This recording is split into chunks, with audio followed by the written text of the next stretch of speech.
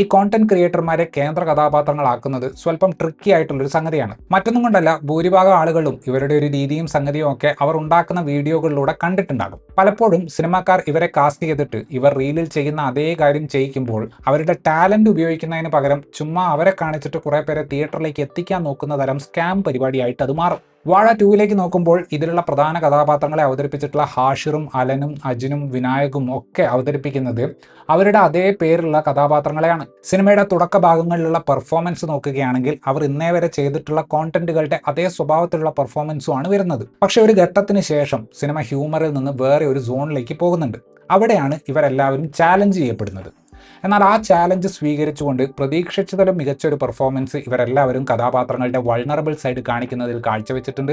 എനിക്കതിൽ ഏറ്റവും മികച്ചതായിട്ട് തോന്നിയത് വിനായകിൻ്റെ പെർഫോമൻസ് ആയിരുന്നു.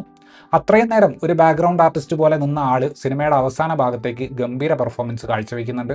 ഹാഷിറും അലനും നല്ലപോലെ സ്കോർ ചെയ്യുന്നത് ഒന്നാം പകുതിയിലുള്ള സ്കൂൾ പോർഷനുകളിലാണ്. അജിന് തകർക്കാൻ അവസരം കിട്ടുന്നത് ഗൾഫ് പോർഷനിലാണ്.